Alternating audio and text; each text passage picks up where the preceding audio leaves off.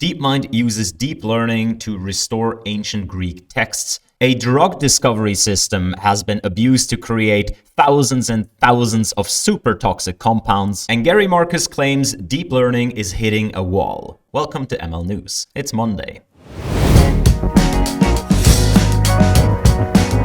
Nvidia's GTC conference goes into its next iteration. Now, GTC is a company conference. Like all of the big companies, they present all of their newest stuff there, but they also have a host of external speakers and all kinds of people that just give education and talks about how they use deep learning for various things. Now, all of it is obviously Nvidia themed, but I can promise you the talks are interesting by themselves as well. The highlight of the conference is obviously the keynote by Jensen Huang. And depending on when you're watching this video, the conference is going on probably right now. And the best part is if you use my link, that's kilcher.com/GTC, and you use that to sign up for the conference, you can win a 3090 that has been hand signed by Jensen Huang. So the same person that is giving the keynote will have signed your GPU if you win it. Now this is pretty cool. All you have to do is sign up using my link and then attend at least one session. And why not attend the keynote? The keynote will go into all of the upcoming things of Nvidia. For example, is there going to be something like a 4090? How does it look like? Why do they increase the first digit of 3090 and not just make it the 3091? All the biggest questions of humanity. Now, other than new architectures coming up, there will also be a lot of talks on the topics of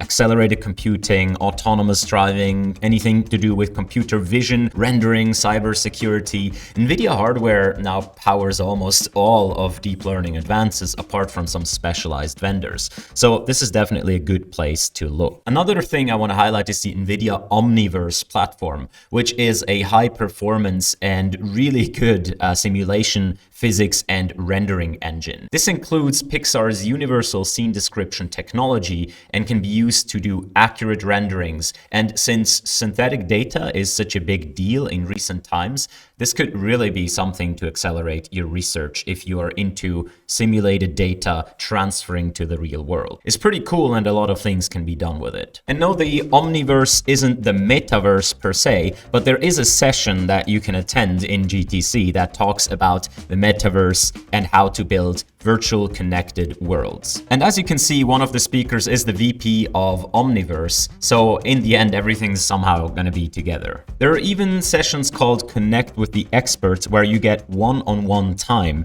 with experts in a certain area. For example, GPU performance analysis and optimization. This is first come, first serve, so hurry up. As I said, besides the keynote, there is an entire plethora of sessions that you can attend. These go from building large language models to next generation rendering to using AI for cybersecurity or understanding how newest technologies can help your business. There's also more specialized tracks such as focuses on healthcare, autonomous driving, and other areas. Registration is free and you can put together your own little calendar that reminds you whenever these sessions are coming up. Again, use my link to sign up in order to win a 3090. There's one caveat: you need to be in EMEA, which is Europe, Middle East, or Africa, in order to qualify for the 3090 raffle. However, I've decided that anyone living outside of these areas can also participate in another raffle that I sponsor, and that will just give you some merch.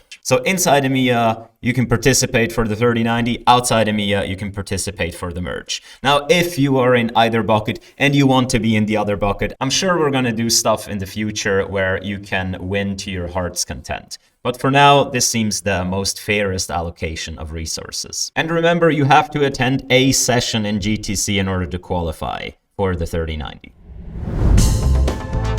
DeepMind has released a new blog post called Predicting the Past with Ithaca. Now, this is a system that restores ancient texts, namely ancient texts from the Greeks. So throughout the years, a lot of these inscriptions in stone have gone missing, have been damaged, and therefore historians, they need to tease out what things could mean. Now, this is obviously a good application for something like a language model. So what Ithaca does is it takes in whatever is undamaged and a few hints of where it needs to fill in missing characters, and it tries to reconstruct reconstruct these things. Not only will it give an output that restores the missing pieces of text, but it will also determine a probability distribution over the geographical origins of this piece of text, as well as a chronological attribution, meaning it will estimate when the text was written. Now, it's interesting to me, as you can see right here, the input is just plain text. I would have guessed that they would use some sort of computer vision-y things as well, as maybe the Greeks would have written down some stuff in certain ways, in certain order, but I'm not too educated in ancient Greek, so this might not have been the case after all. What is cool though is that the blog post goes into a lot of detail, not only about the system itself and how good it is, which it undoubtedly is, but how the combination of humans and machines together can outperform anyone alone. They talk a lot about how to build tools in order for historians to be able to effectively interface with the system, and that it has really accelerated their research. Now, this isn't only good for ancient Greek texts, but the more we learn and how we can use AI in order to accelerate other fields, I think the better the success rates for all of science. This goes along with an open access paper in Nature that you can read. The code is online. You can try it out for yourself. And they even have a website with a little demo application where you can try it out yourself. And just in case you happen to have some ancient Greek block laying around with some damages in it, just enter it here. It will do it. It will predict it. Overall, I think it's a pretty cool trend what DeepMind is doing, interfacing with lots of experts in adjacent and even non-adjacent fields and using AI in order to come up with accelerations in those fields. I think it's a neat application and it benefits everyone. The Verge writes, AI suggested 40,000 new possible chemical weapons in just 6 hours. Now, this is an interview with the author of this commentary here. It is called Dual Use of Artificial Intelligence-Powered Drug Discovery. So what has happened here is that there is a lot of research in drug discovery and AI-accelerated drug discovery, obviously. And the mission there is to come up with compounds that achieve some sort of an effect, while also not being toxic. It's a good property to have, not being toxic. And what often is done is that there are toxicity data sets, so explicitly labeled substances and how toxic they are. And what those people can do is they can essentially take those data sets and train a classifier, an auxiliary classifier that helps their method avoid toxicity. So neural network A would try to come up with new compounds, and then neural network B would just reduce the likelihood of the ones that are really toxic. So you can imagine almost like a little bit of a regularizer or a loss component for the generative model of new compounds. Now, all that these researchers did is simply flip the sign essentially in front of that auxiliary classifier. So instead of coming up with new compounds that go less toxic, these new compounds go more toxic. And what's interesting is that they observe that this system will immediately give them lots of substances that have been used for doing chemical warfare, and also a couple of instances of substances that are more toxic than the nerve agent VX, which is a very lethal compound in very, very small doses. It paralyzes your lungs and you dead. So this is quite concerning because of the easiness of how that is to do. Essentially, if you are a little bit into drug discovery and you can handle a bit of machine learning, this is relatively simple to do. The more hard part here is to actually synthesize those molecules, although that is also not too difficult as the article alludes. The article is necessarily kept not very detailed in order to not just, throw out exactly how to do it, but it is implied that anyone with a bit of knowledge of the topic could go about doing this. And this comes back to what I've been saying for a while. I didn't invent this opinion, but I was always saying that any technology can be used for good and for bad, with like a few tiny pieces of exception. The goodness or badness of the technology is almost two sides of the same coin. And this lays it pretty bare. Essentially, any method that we have to make AI technologies somehow more beneficial, less toxic, more truthful, more reliable, anything like this, any method like this that is usually hailed, if you usually just flip a sign on something, you flip one bit in the objective, you can achieve the exact opposite. There are very few techniques where you cannot directly derive a more quote-unquote evil method from a quote-unquote good method? And that to me, I think, just raises a set of important questions. And I think it requires us to rethink a little bit how we deal with AI safety and with undesirable consequences of research. But if you have an opinion, let me know in the comments.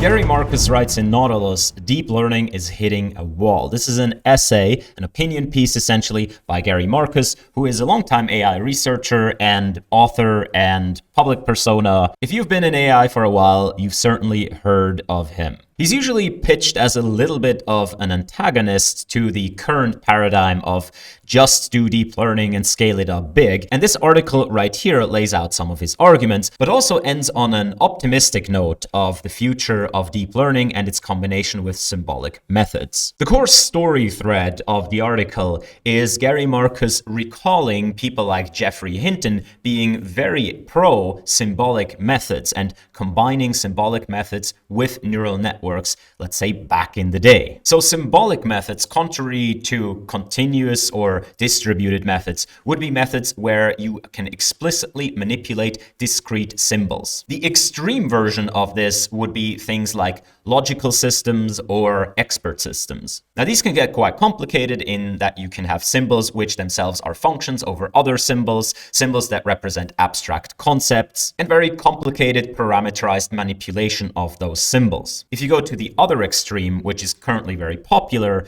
it is that essentially continuous distributed representation systems, such as deep neural networks, will be able to do all of the AI tasks that we could possibly want. Proponents of this view would say that if we just keep scaling up systems like GPT-3 or so, then AGI will emerge. Now, what Marcus is pleading for here ultimately is that we need a synthesis of the two methods in order to progress in the field of AI. Now, this in itself, I don't think is that controversial. People, I think, are well aware that deep learning has some limitations, especially, let's call it pure deep learning, just scaling up and feeding more data, and obviously some tasks are tackled way better by symbolic methods. However, this article has created quite a stir on social media, lots of people commenting on it, getting into a little bit of fights about it, and I've been trying to understand what's going on right here. So my conclusions are not as much as the content of the article is necessarily wrong, or the conclusions that we need this synthesis is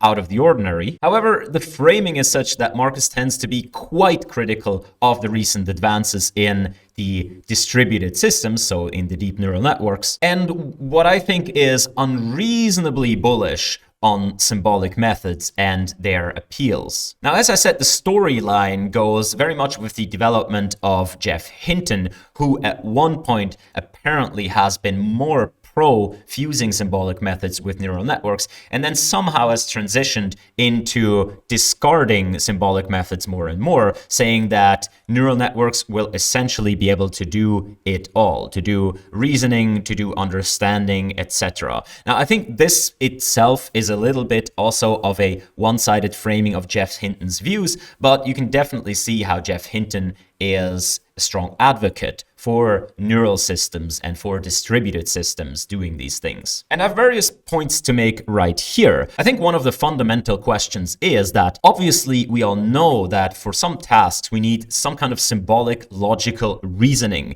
It can't just all be done like latently and so on because, well, we observe ourselves and we ourselves do symbolic logic reasoning. So point one is that even though we do symbolic reasoning, it is implemented in neural hardware. In fact, nowhere in the brain is there an explicit symbolic processor. So all the evidence we have is that even though symbolic manipulation might be going on in the brain, it is emergent from the underlying neurological structure. Now, does that mean we have to go the same route in deep learning, in that we train the neurological structure to do the symbolic manipulations? Or does it mean we could take a shortcut and directly implement the symbolic manipulations by itself?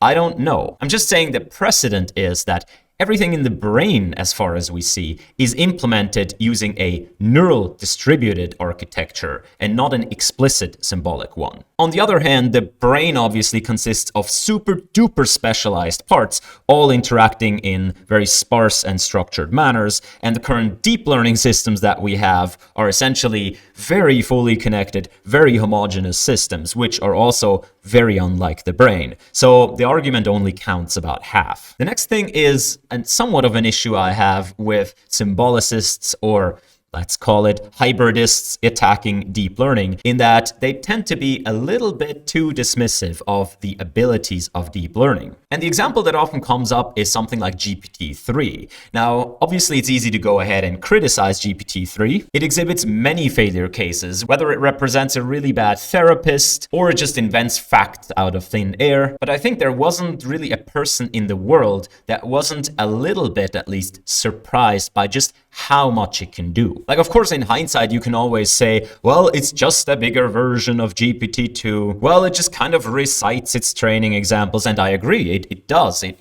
kind of recites and mushes its training examples. I personally think humans don't do that much more. But there are definitely emergent phenomena. For example, the sheer ability to in-context learn as well as it does, that emerge just purely out of a function of the scale and not because we built anything explicitly in. And I think when people are very bullish on neural methods, what they refer to is this ability, this emergence of functionality that we previously thought could only be explicitly implemented by a symbolic approach, and that just arise if we scale things up. Now, it is true, our ability to scale things up, especially the exponential scaling that we require for deep learning, has come to a little bit of a stop, since now it takes entire giant companies to implement one of those things, and it is not clear how we can scale that up 10x, 100x, or 1000x more. But that doesn't necessarily dismiss the claim. Marcus also criticizes things like,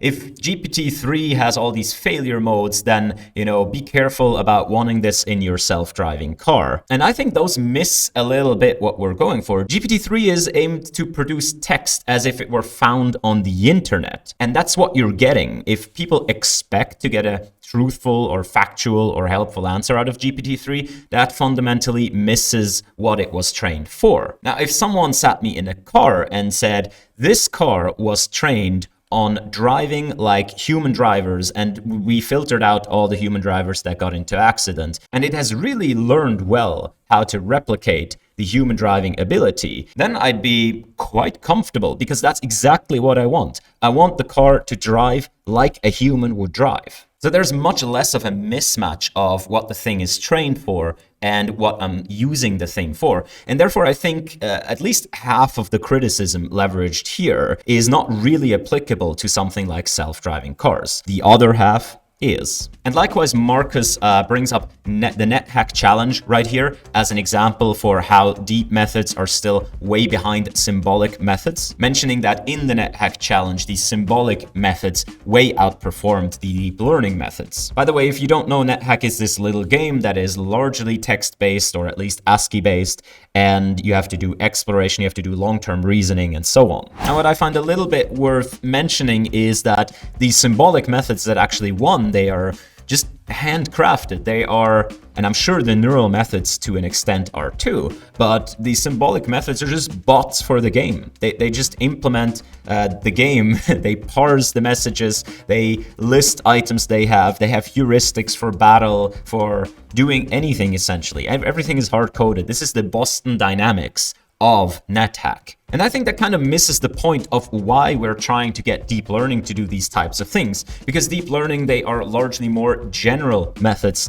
that we could apply to any sort of environment. And this just happens to be like a very defined environment, the NetHack environment, where everything is super bounded and all the inputs are extremely expected and parsable. Yet deep learning has the potential to be much more generalizable and much more applicable to multiple things at the same time, whereas a bot like this, you can transfer to even a similar game. So I think that kind of criticism is a bit weak too. Now, the article by Marcus ends on a high note, saying, for the first time in 40 years, I finally feel some optimism about AI, as recounting that after the symbolic methods had been almost a little bit frowned upon by the community. They do make a resurgence, and hybrid approaches do seem to be a promising, interesting area for the future. And with that, I agree, and I think the article itself is a cool read. If you are interested more in Marcus's arguments and a little bit of the history as he sees it, please give it a read.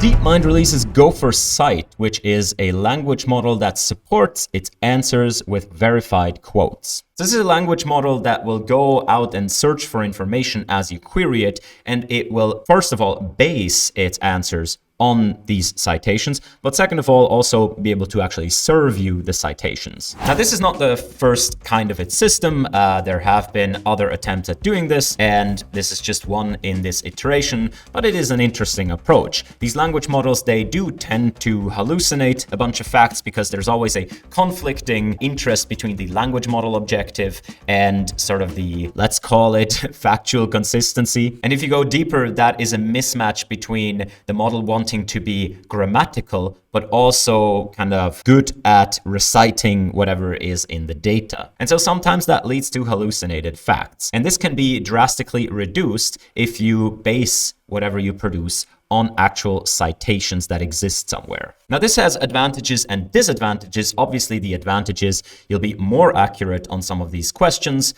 You'll be able to provide the user directly with the citation that you base your reasoning on. However, there are also things that don't work so well. What they discuss here is an example that it says, "What does drinking Red Bull give you?" And the answer being wings is wrong because there is a citation, but obviously drinking Red Bull doesn't give you wings. However, this is the type of argument that I also don't quite buy, because if I go to a human and I ask them, you know, what does drinking Red Bull give you? They will either say diabetes or wings. I don't see why we place such a focus on evaluating these language models on like factual truthfulness when we query them with questions that really imply not a factual truthfulness, but sort of the truthfulness according to common lore or what advertisement tells us. I mean, for all intents and purposes, if a human gave you this answer, you would be happy if that was the question that you asked. So these things being brought up as negative examples are kind of shady to me. What I can imagine it also doesn't do that well is give you answers where you need to synthesize multiple passages, multiple things of citations, although I'm pretty sure you could extend the system to pull all kinds of citations. Maybe actually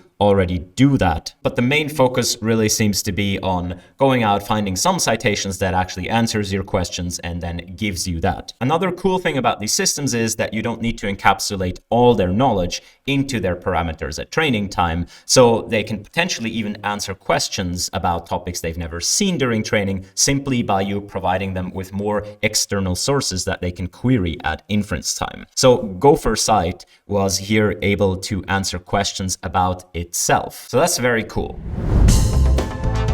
In other news, Mila writes that Professor Yoshua Bengio was appointed Knight of the Legion of Honor by France. This is one of the highest honors that France gives out. Obviously, Bengio is Canadian, but he fosters a lot of collaboration between France and Canada, and it's really cool to see him honored once more. Speaking of Yoshua Bengio, Meta AI has tweeted out a little clip and a little advertisement for a discussion that was moderated by Alex Friedman between Yann LeCun and Yoshua Bengio. They've tagged all the people on Twitter. Now, Yoshua Bengio is not on Twitter, and, you know, good for him, but they've just gone with the first result that popped up in the search, which is a parody account of Bored Bengio. So I don't know why, but I just find this really funny. Please follow Bored Bengio on Twitter. If the account gets enough followers, we can maybe bully the real Bengio to also get on Twitter.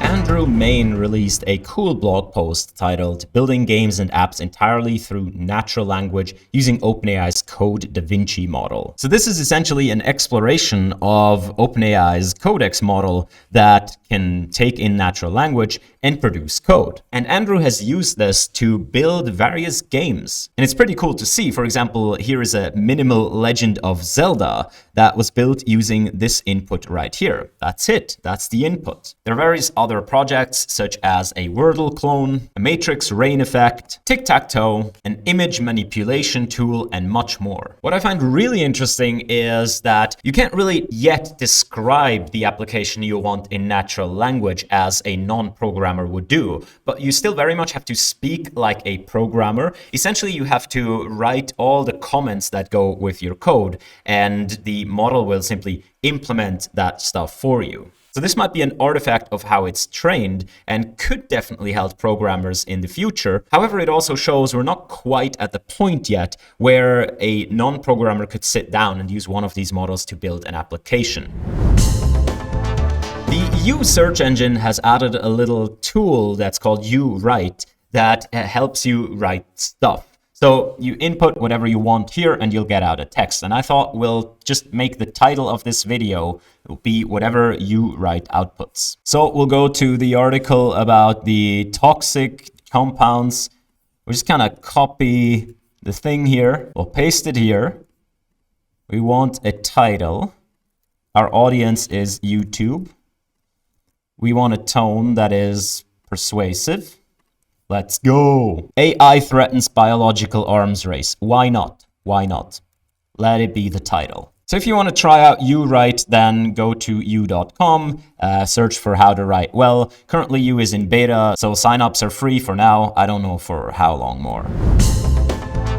Horace He has a blog post called Making Deep Learning Go Brrr from First Principles. And yes, you have to pronounce brrr like brrr. So the theme of the blog post is that lots of people have either superstitious ideas of how to accelerate deep learning, or they just kind of know some tricks from somewhere, like, oh, just use whatever function here instead of that other function, or in-place operations are better, or non-in-place operations are better. And this blog post goes into details in how you can think about deep learning performance, and by that I mean brrr, like things going fast and things being efficient from first principles, by thinking about how compute and memory and transfer between accelerators and CPUs interact, and so on. It's a pretty good read, and if you're interested, I definitely recommend that you check it out. Related, Karpathy has released a new blog post in which he goes about recreating one famous paper of Yann LeCun from 1989 about handwritten digit recognition with convolutional neural networks. This is also very cool because Karpathy implements the original model as much as he can decipher from the original paper and tries to reproduce those results. Now, I have to say he does get pretty close, and then he goes ahead and implements all of the things that we've learned so far about deep learning, about how to tweak architectures and so on, and he's able to bring down the validation loss by quite a bit. So in the end, he gets, I think, over a 60% reduction in validation error by implementing all of the newer techniques, and finally also scaling up the data sets a bit. He draws some conclusions and finally concludes with a bit of an outlook. Instead of looking 30 years into the past, looking 30 years into the future, trying to extrapolate a little bit of what the world of deep learning and AI might look like then, looking back to now. It's a pretty cool read and a pretty cool project. Definitely recommend you check it out. The University of Copenhagen has a press release about their paper called Pig Grunts Reveal Their Emotions. This is about a system that has a dataset of pig grunts with annotations of whether pigs are happy or not, or surprised, or anxious, and it develops a system to classify these things. So all in all, this is a pretty cool application of deep learning, and it turns out short grunts are happy grunts. Who knew? I guess farmers knew all along, but, you know, who knew? The Google AI blog has a post about using deep learning to annotate the protein universe.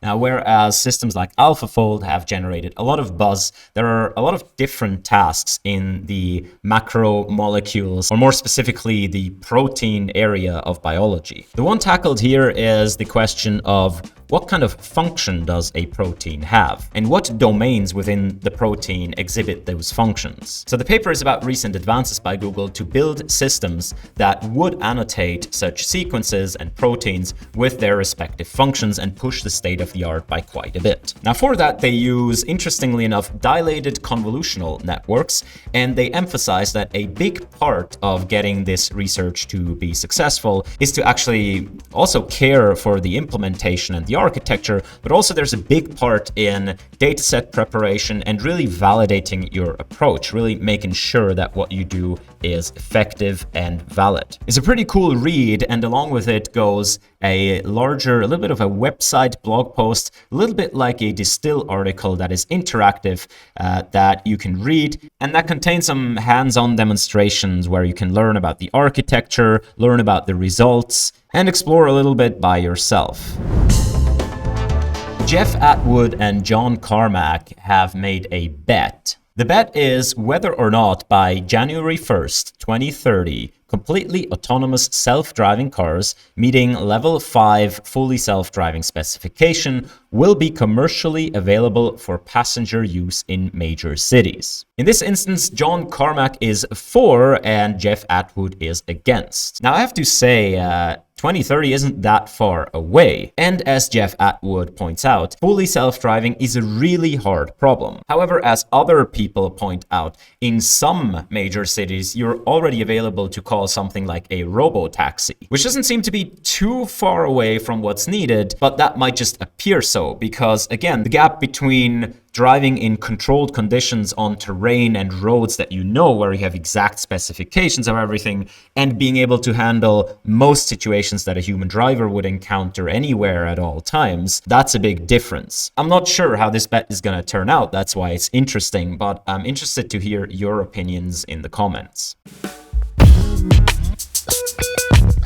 Alright, lastly we'll get to some helpful things. Helpful things for this week. Rubrics is an open source platform for data-centric NLP, mostly specifying with managing text data and annotating it. Kubrick is a scalable dataset generator for video and 3D data. Composer is a PyTorch library for efficient neural network training. They implement a lot of the recent advances in speedups of training and give you reproducible and accessible baselines for you to implement your own very speedy training loops. MuJoCo is a physics simulation library, but I guess you already knew that. However, as we've reported, DeepMind bought essentially MuJoCo and is releasing it open source, and now they've implemented Python bindings. So you're just able to do pip install MuJoCo. We've been waiting for this for decades. Thank you.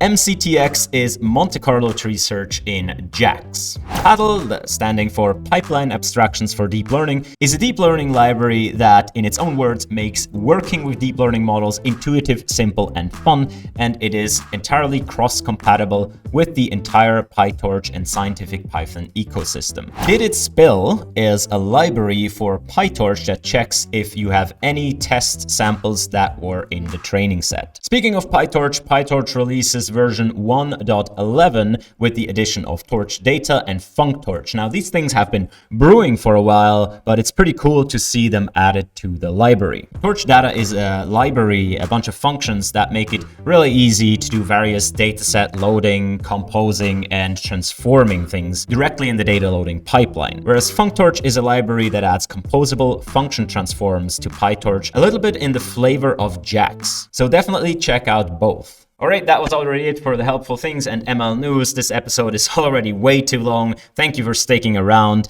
Check out GTC, use the link, sign up, win some merch or a 3090, and I'll see you around. Thank you. Bye-bye.